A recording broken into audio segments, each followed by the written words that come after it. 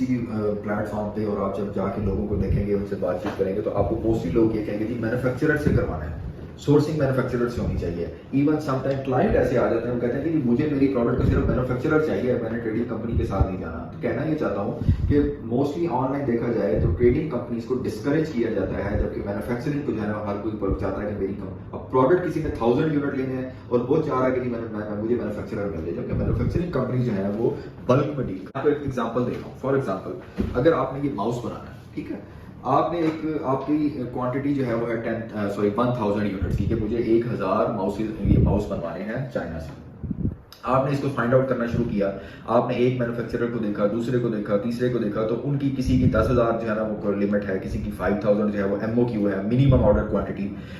Manufacturer कहता है कि मैं 5000 यूनिट से कम तो मैं ऑर्डर एक्सेप्ट ही नहीं करता, और आप जा रहे हैं सिर्फ 1000 जो है ना वो यूनिट्स बनवाने के लिए। इस केस में आपको मैन्युफैक्चरर तो दे ही नहीं रहा प्रोडक्ट, फिर क्या करेंगे आप? फिर आप ट्रेडिंग कंपनी के पास जाएंगे।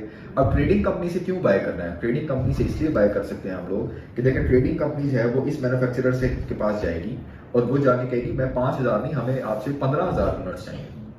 अब वो जो मैन्युफैक्चरिंग कंपनी जो 5000 यूनिट दे रही थी, शायद एक यूनिट $1 पे दे रही थी, वो इसको जब 15000 लेने जाएगा वो 0.7 0.6 में भी दे देंगे।